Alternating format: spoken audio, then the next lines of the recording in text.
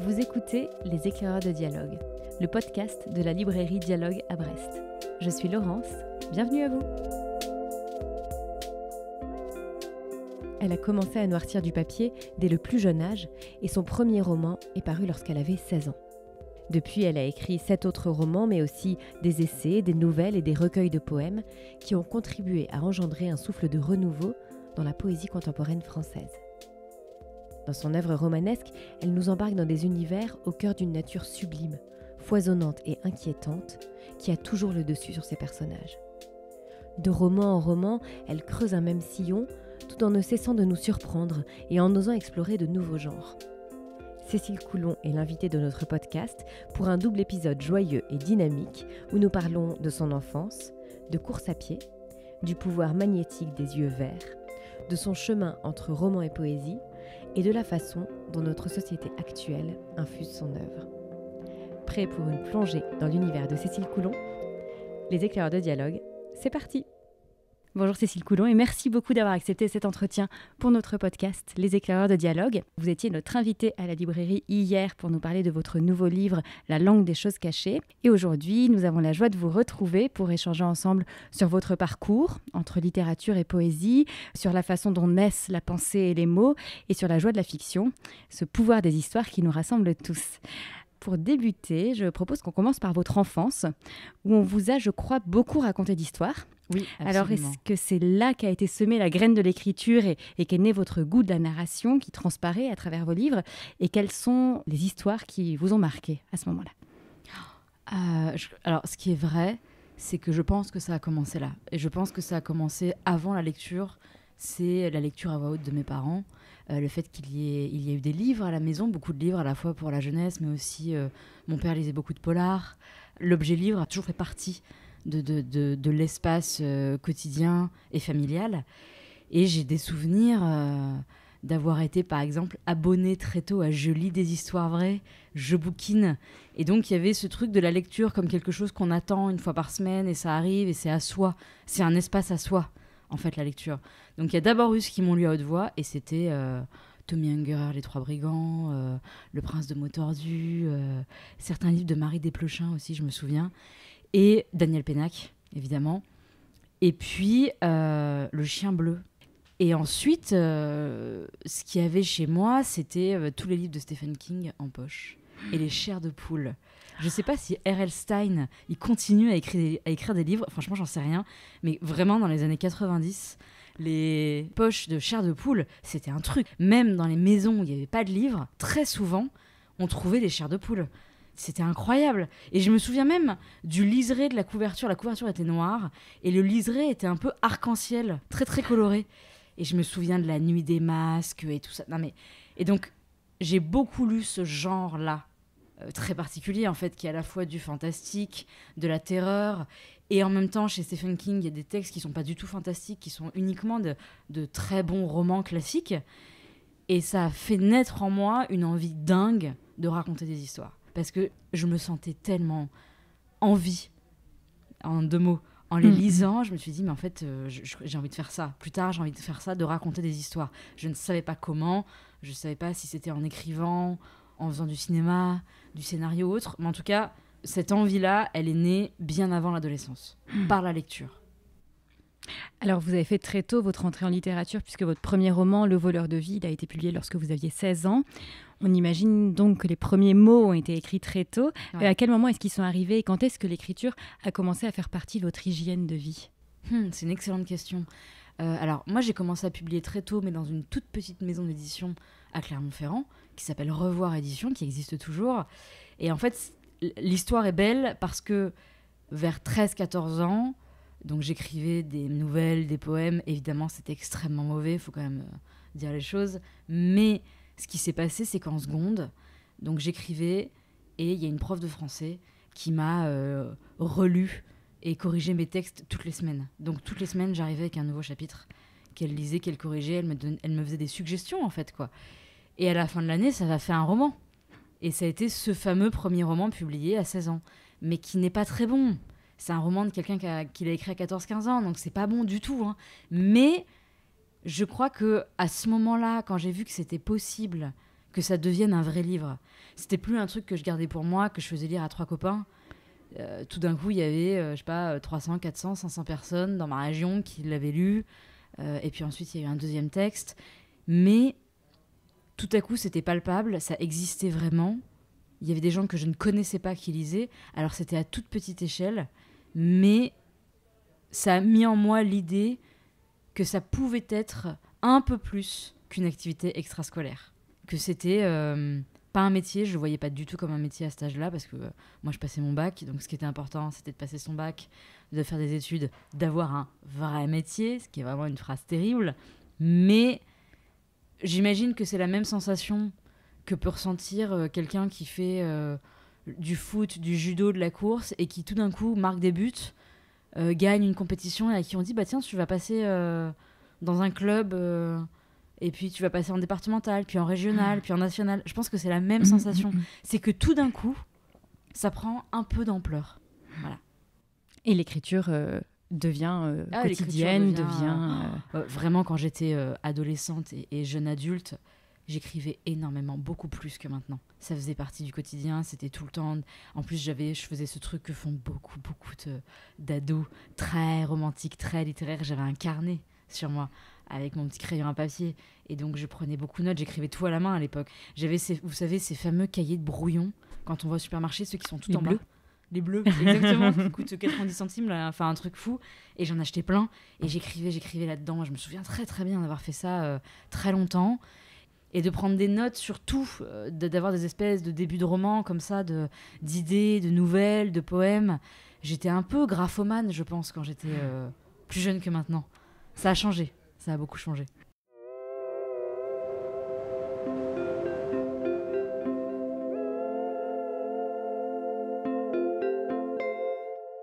Il y a le sport aussi qui a toujours tenu une place importante dans votre vie. Vous avez d'ailleurs écrit un petit éloge du running. Puis il y a un de vos romans, Le cœur du pélican, qui a pour personnage principal un athlète, un coureur, même plus précisément. Quelle importance a alors la course à pied et plus largement le mouvement dans votre œuvre ? Et est-ce que dans la pratique de l'écriture, le corps joue un rôle aussi important que l'esprit ? Oui. J'étais moins sportive avant que je le suis maintenant. Tout simplement parce que je pense qu'en grandissant et en vieillissant, on se rend compte de l'importance du mouvement. Quand on est plus jeune, le mouvement fait partie intégrante de la vie, et parfois on est obligé au mouvement quand on est, je pense au collège, au lycée, on fait des cours de PS qu'on n'a généralement pas envie de faire parce que c'est une obligation. On peut faire partie de clubs ou autres, mais je pense qu'avant 25 ans, on n'a pas conscience de l'importance du mouvement. À quel point il fait... C'est ce qui est garant d'une bonne santé mentale, physique, d'un bon rapport aux autres et d'un bon rapport à soi-même. Et c'est vrai que je pense que j'ai eu la chance de grandir dans un espace et dans une famille où tout le monde faisait beaucoup de sport. Mais aussi en dehors de ce qu'on appelle une activité sportive, de l'activité physique, c'est-à-dire qu'on allait randonner, qu'on allait beaucoup se promener, qu'on était beaucoup dehors, beaucoup dehors, qu'on faisait tout à pied ou à vélo, parce qu'on était dans un petit village et que je faisais pas encore partie de ces gens très populaires qui avaient une mobilette ou un scoot. Et donc tout se faisait à pied ou à vélo. Et c'est vrai, je crois qu'en tout cas pour moi, dans la marche et dans la course, il y a un espace de création fou. C'est-à-dire un endroit où les pensées à la fois se forment, s'allègent, deviennent très limpides. Moi, c'est un truc, mais je pense que tous les gens qui marchent ou qui courent, et ça fait partie du même mouvement, hein, vraiment. Vous avez un problème, vous avez une émotion, allez marcher, allez courir, 1 heure ou 2 si on peut, et revenez, vous verrez dans quel état vous serez.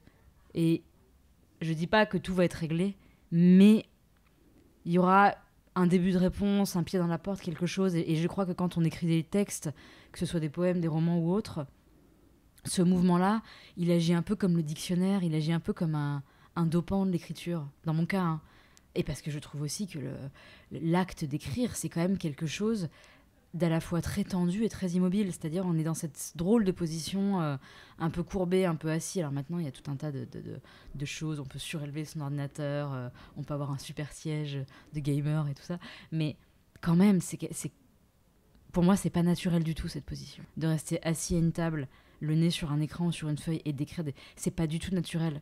Alors, je pense que si j'avais un moyen d'écrire en marchant ou en courant, mais ma vie serait un bonheur perpétuel. J'ai pas encore trouvé comment faire. Est-ce qu'il faudrait dire dans un enregistreur en marchant? Alors, tout le monde me prendrait pour une cinglée, je pense, en ville ou ailleurs. Mais ce serait une sorte de paradis pour moi, de pouvoir faire ça. D'écrire en courant ou d'écrire en marchant. Mais on peut dire que les livres s'écrivent quand même dans cet espace-là. Je pense que le mouvement, c'est à la fois le dictionnaire et le stylo. On écrit avec ses pieds, quoi, d'une certaine façon. J'ai écrit cette histoire dans un état hypnotique, bouillonnant, fiévreux. Ce sont les mots que Cécile Coulon emploie pour décrire les conditions d'écriture de son nouveau roman, La langue des choses cachées, qu'elle a presque écrit en courant. Elle nous en a parlé au cours de la rencontre qui a eu lieu à la librairie. En voici tout de suite un extrait. Les conditions d'écriture de ce livre sont effectivement un peu particulières parce que je suis allée dans le sud de la France, dans les Alpilles, qui est un endroit que je connaissais pas du tout, enfin pas très bien, c'est très beau d'ailleurs, mais j'y suis allée pendant l'été, donc il fait très chaud, il faisait très chaud, c'était à l'été 2022, et je pensais avoir du temps devant moi pour écrire, sauf que, et ça a vraiment beaucoup joué, en juillet, on m'a appelé pour travailler à France Inter pour faire une émission qui s'appelait La Source pendant 1 an. Donc j'ai su au 14 juillet qu'à partir de fin août, je n'aurais plus le temps d'écrire. Donc il fallait que ce texte, que le premier jet, soit terminé fin août. Donc il me restait en gros 1 mois et demi pour terminer ce texte. Et donc pendant 1 mois et demi, je me suis retrouvée dans un endroit très beau, mais où il faisait très chaud. Et j'ai écrit tous les jours, mais je m'étais mis en tête de faire comme le romancier japonais Haruki Murakami, que j'aime beaucoup, qui a écrit un texte qui s'appelle Autoportrait de l'auteur en coureur de fond, dans lequel il raconte... je ne sais pas s'il y en a parmi vous qui ont lu ce texte-là, mais c'est vraiment très... Enfin, je trouve ça passionnant. Il raconte comment il court 10 km par jour depuis un certain temps et comment ça influence son écriture. Et je me suis dit, comme moi j'aime beaucoup courir, je me suis dit, si je fais pareil, qu'est-ce que ça va donner? C'est vraiment de l'imitation pure. Et donc tous les matins, je me levais assez tôt pour aller courir. Il faisait très chaud, je rentrais, je faisais 3 pages. L'après-midi, je corrigeais les 3 pages que j'avais écrites le matin et je recommençais ça tous les jours.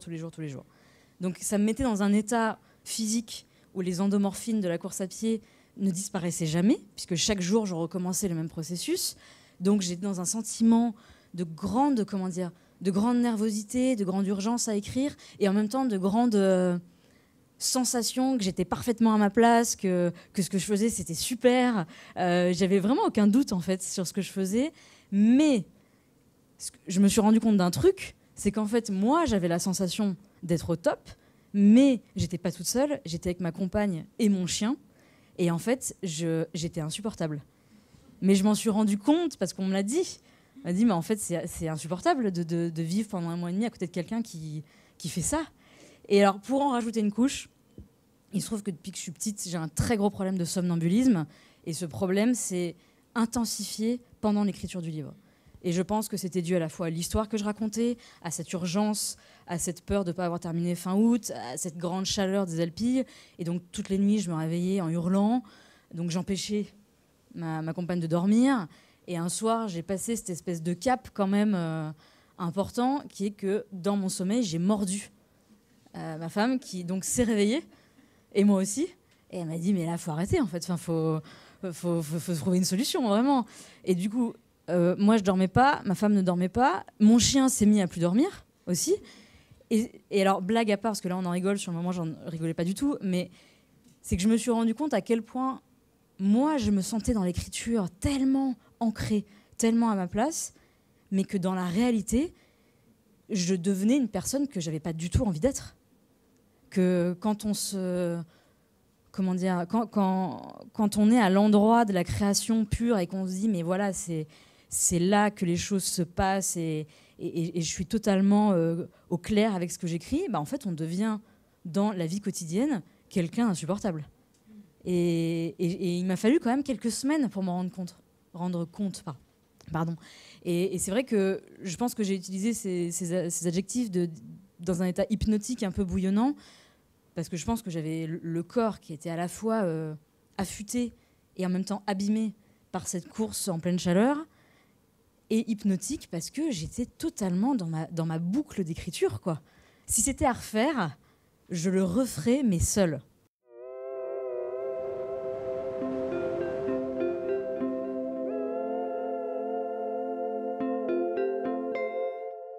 qui frappe dans vos romans, en tout cas ce qui les unit tous, c'est d'abord leur force narrative. Vous nous embarquez véritablement dans des histoires qui nous laissent une trace durable, et dans des histoires, mais aussi dans des univers où la nature est omniprésente, a un côté hypnotique et de toute façon bien plus forte que les personnages qui y évoluent.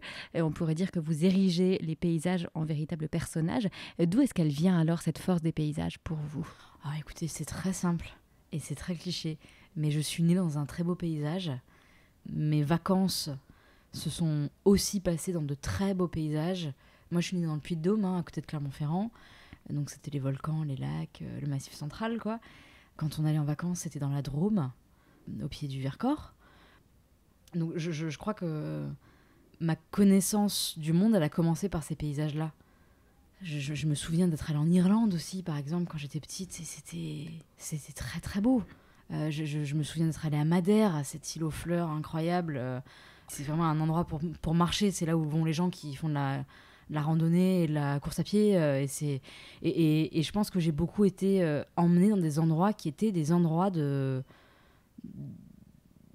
grandes émotions esthétiques, de grandes émotions liées à la nature, liées au mouvement dans la nature aussi, à la recherche toujours recommencer du beau paysage. Et c'est toujours le cas, c'est toujours quelque chose que je fais. Enfin, voilà, là, je suis en train de faire une tournée pour ce livre, et à chaque fois que je vais dans une nouvelle ville, un nouveau lieu, un nouveau village, je me dis, est-ce qu'une fois de plus, je vais être marquée, je vais être heurtée, je vais être bouleversée par ce que je vais voir. Et j'aime avoir gardé cette capacité à être bouleversée par des lieux. Alors il y a par exemple les Trois Gueules dans 3 saisons d'orage, le Paradis dans Une bête au paradis, le domaine Marchère dans sa demeure, ou encore le fond du puits dans La langue des choses cachées. Ces paysages, je crois qu'ils existent tous. Qu'est-ce qui fait à un moment que vous en emparez et comment ça se passe ? Comment est-ce que vous vous mettez à les faire exister sous votre plume ? Alors ils existent tous, mais je fais en sorte qu'on ait l'impression qu'ils soient inventés. Tout est vrai, mais tout est inventé. C'est-à-dire que oui, par exemple, le domaine Marchère, c'est dans le Jura. J'étais en voiture au mois de novembre et je suis passée à côté des salines d'Arc-et-Senans, donc qui sont les anciennes mines de sel. Est-ce que c'est de Henri IV ou de Louis XVI ? Je ne sais plus de quel roi sont ces salines, mais j'ai eu un grand moment d'effroi parce qu'il faisait nuit, et je me souviens de cet endroit complètement magique, quoi. Et je me suis dit, il faut que j'utilise ce paysage. Les Trois Gueules, alors c'est facile, les Trois Gueules, c'est un endroit dans la Drôme qui s'appelle les Trois Becs en réalité. Voilà, c'est des 3 massifs très très beaux, c'est un cirque de pierre incroyable. Le Paradis, c'est en Corrèze, c'est un lieu-dit en Corrèze que je connais bien puisque c'était le hameau de mes grands-parents, enfin que je connais bien, je sais à quoi il ressemble, quoi. Donc c'est vrai que le fond du puits, alors c'est un lieu-dit en Picardie, mais là, c'est peut-être dans ce dernier livre le moment où mes lieux ne sont pas devenus des lieux faits d'un seul lieu, mais de plusieurs endroits que je connais et que j'ai agrégés ensemble. Ils sont tellement présents et parfois tellement lourds, c'est-à-dire pour qu'il y ait de la place pour le reste et pour des nouveaux paysages et des nouvelles personnes, et aussi une attention portée et une ouverture à l'autre, il faut faire de la place. Et je crois que l'écriture, c'est aussi cela, c'est faire de la place à d'autres histoires, c'est dire, j'écris pour me sortir du cœur et de la tête, ce qui prend beaucoup de place. Parce que j'ai besoin aussi de rencontrer d'autres personnes, d'être alourdi par d'autres paysages, de faire place nette, quoi. Voilà. Dans l'œuvre romanesque de Cécile Coulon, certains textes se répondent, comme issus d'un même moule. Les lieux sont différents mais se ressemblent. Les personnages sont singuliers mais pourraient faire partie de la même famille. On peut ainsi, je crois, relier Le roi n'a pas sommeil, 3 saisons d'orage et Une bête au paradis. Tous 3 nous mènent au cœur d'une famille, vivant à chaque fois dans un petit village entouré d'une nature grandiose. Ces villages où rien n'est dit, mais où tout se sait. Ce sont 3 textes hypnotiques et longtemps après la lecture reste une sensation d'immersion totale dans un univers. Un certain inconfort aussi, face à cette nature si puissante et à la menace floue et continue qui sourd tout au long du récit. De ces 3 romans nous restent aussi des personnages. Thomas Hogan, Valère, Blanche, tous sont ancrés dans la terre qui les a vus grandir, mais se débattent dans un monde qui ne leur convient pas tout à fait et dont la fatalité implacable va les rattraper. Ce sont des livres qu'on commence à lire lentement, on s'immerge dans les lieux, et puis, La tension monte, le récit s'accélère. On est porté par l'écriture organique de Cécile Coulon. On ne peut plus s'arrêter.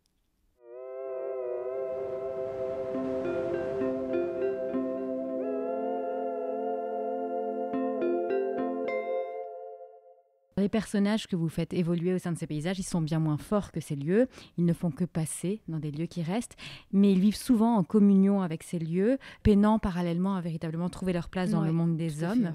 Fait, je pense par exemple à Thomas Hogan dans Le Roi n'a pas sommeil, ou encore Blanche dans Une bête au paradis, et même par certains côtés Valère dans 3 saisons d'orage. Est-ce que vous diriez qu'un lien existe entre tous ces personnages qui font partie d'une même communauté d'âmes ?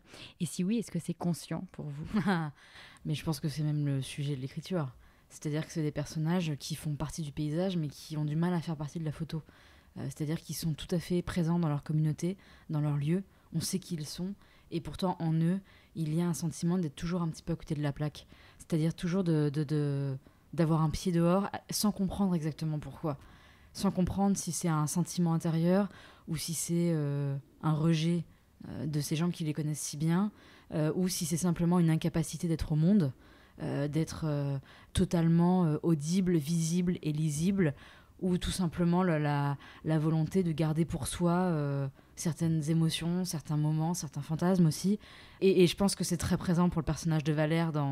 Je trouve ça bien que vous le citiez, parce que dans 3 saisons d'orage, ce personnage, il fait tellement partie de cette communauté, et il est tellement reconnu. Et en même temps, en lui, il y a tout un autre monde dont il ne peut pas parler, dont il est complètement empli, tout en étant obligé de rester silencieux. Et moi, ce qui m'intéresse, je pense, dans l'écriture, mais ce qui m'intéresse aussi dans la vie, c'est quel est ce monde que chacun porte en soi, et comment chacun fait avec ce monde-là. Avec ce sentiment d'aimer être avec les autres, et pourtant d'avoir besoin d'un espace qui n'appartient qu'à soi. Mais c'est une chambre à soi, c'est Virginia Woolf, on revient toujours à la grande Virginia Woolf, elle l'explique autrement, je pense. C'est une question que je me pose toujours quand je rencontre quelqu'un, je me dis, mais à quel endroit se loge, alors ce qu'on appelle de manière très vulgaire le jardin secret, je trouve ça ridicule, mais ce monde qui n'appartient qu'à soi, à quel endroit il est? Et c'est pas quelque chose de voyeur, c'est, je pense, la meilleure manière de comprendre les gens qui nous entourent. Voilà. Ces personnages, ils ont aussi une force et un certain mystère. Alors, beaucoup d'entre eux ont des yeux verts, intenses et marquants, que vous décrivez avec une grande précision et qui ajoutent à leur côté mystérieux, un peu insaisissable. Qu'est-ce qu'ils représentent pour vous, ces yeux verts? Quel imaginaire est-ce qu'ils portent en eux? Alors, c'est super que vous parliez de ça, parce que c'est vrai que mes personnages ont souvent des yeux verts, avec des nuances de vert qui changent. Vert ou gris, d'ailleurs. Parce que il y a une chose en littérature, et c'est étonnant, parce que hier soir, j'ai lu dans un livre cette phrase que j'ai trouvée très intelligente d'une autrice qui parle de ces personnages qui ont en littérature soit les yeux bleus, soit les yeux noirs, et ce sont les couleurs des gens qui ne regardent rien. Et je trouve ça tellement vrai. À chaque fois qu'en littérature, je vois qu'on raconte un personnage et qu'on le décrit en disant « il ou elle a les yeux très bleus », je me dis « ah non, encore un personnage qui a les yeux bleus, c'est pas possible ». Et les yeux noirs, pareil. Avec quand on parle de ces personnages qui ont les cheveux de la couleur des yeux, de la couleur de la nuit, ça y est, c'est parti, c'est fini. Et je crois que pour moi, les yeux verts, c'est vraiment les yeux des gens qui regardent. Pour moi, le vert, mais parce que c'est la couleur de mon enfance, c'est vraiment cette couleur aux 1000 nuances qui appartient à la fois à la grande sauvagerie, mais aussi à la grande froideur tremblante, parce que c'est une couleur froide, le vert, qui est sans doute plus sauvage que le bleu pour moi. Je pense que le bleu, c'est tellement le ciel, la mer, les actrices qui sont hyper belles, enfin voilà. Il y a quelque chose qui est trop... On a beaucoup abîmé le bleu, je pense. Il nous reste le vert et le gris.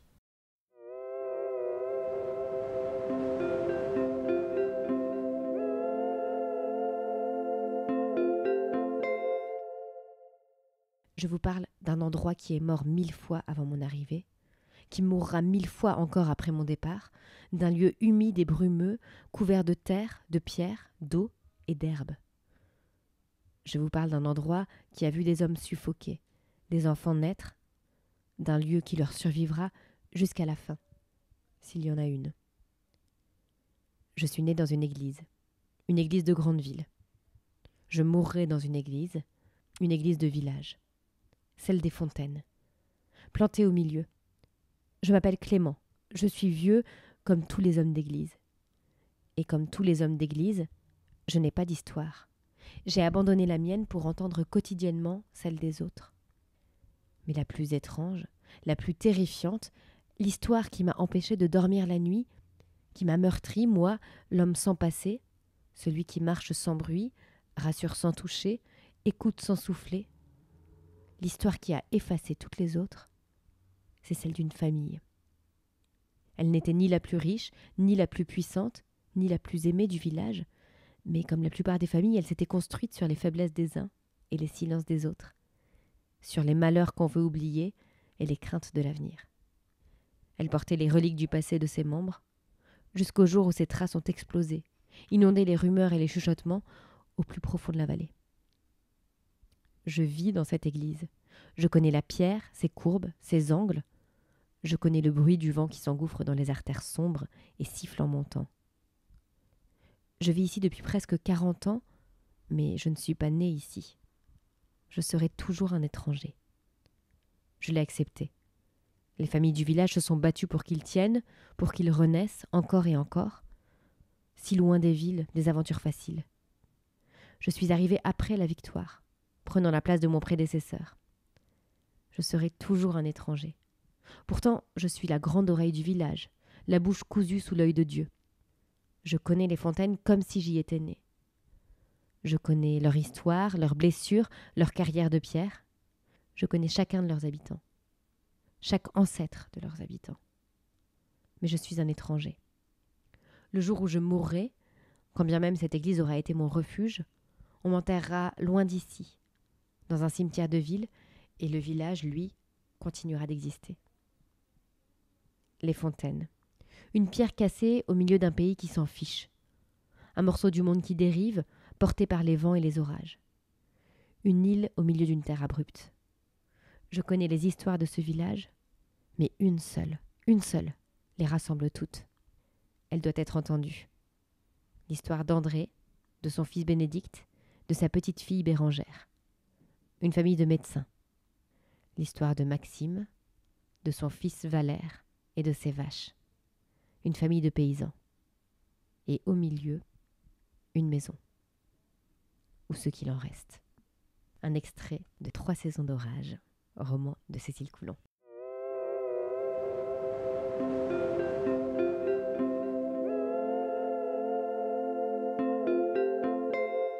Alors il y a eu les romans et puis un jour la poésie est arrivée. Au début vous avez publié vos textes sur les réseaux sociaux et ils ont rassemblé toute une communauté. Et puis en 2018 votre premier recueil Les Ronces est paru. Il a rencontré un très grand nombre de lecteurs. Il a reçu le prix Guillaume Apollinaire. À ce moment-là vous êtes aussi devenue éditrice. Est-ce que vous pourriez nous raconter ce chemin poétique ? Oh là là, c'était un long chemin. Ce qui s'est passé, c'est que j'ai commencé à écrire des poèmes comme beaucoup de gens très tôt. Et c'était très mauvais. Et en 2012, j'ai proposé à mon éditrice, donc à Viviane Ami à l'époque, un recueil de poèmes qui s'appelait, je me souviens encore, Les dos d'éléphant. Il y avait un poème qui n'a jamais été publié, mais qui racontait ce que c'était de vivre comme si on était allongé sur le dos d'un éléphant. Et donc de vivre avec cette espèce de déséquilibre et en même temps de grande masse sur laquelle on avance, quoi. Et elle m'avait dit, mon éditrice, d'une part, je ne le publierai pas, d'autre part, personne ne les publiera, et si c'est publié, ça ne veut pas dire que ce sera lu.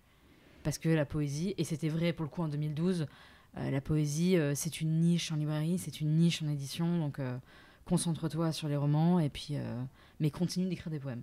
Et donc, à ce moment-là, je me suis inscrite sur Facebook pour les mettre en ligne, en me disant, j'aimais tellement en écrire, j'avais tellement envie d'avoir des retours pour savoir si c'était vraiment si mauvais que ça. Et je me suis dit, en les mettant en ligne, j'aurai des retours tout de suite, j'aurai des commentaires, des messages, je pourrais avoir une discussion et je pourrais peut-être m'améliorer. Et en fait, de 2012 jusqu'à 2018, j'ai publié, je pense, vraiment toutes les semaines des poèmes. Et puis la communauté en ligne, alors avec aussi les romans, cette communauté a grandi. Donc j'avais de plus en plus de retours. Et un jour, il y a un éditeur qui est donc un éditeur du Castor Astral qui m'a dit, voilà, nous, ça nous intéresse. Donc, est-ce que vous voudriez publier en papier ? J'ai dit oui, parce que pour moi, c'était un peu... ça y est, ça intéresse quelqu'un. Et puis, les ronces ont paru, et ça a été une espèce de chemin assez incroyable, parce que quand il est sorti, il y a eu un premier... on m'avait dit, voilà, tu ne vendras pas... Si tu vends 1000 exemplaires d'un recueil de poèmes, déjà, c'est fou. En France, la moyenne, c'est 300 exemplaires. 1000, ce sera fou.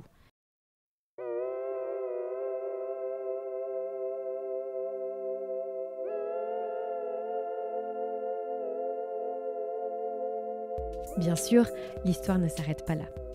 Dans le prochain épisode, Cécile Coulon nous raconte la suite de son parcours poétique. Un prix, de très nombreux lecteurs, une expérience éditoriale. Elle nous parle aussi de son nouveau roman, La langue des choses cachées, qui se situe à mi-chemin entre poésie et littérature et résonne avec notre époque. Rendez-vous le mercredi 26 juin pour le découvrir.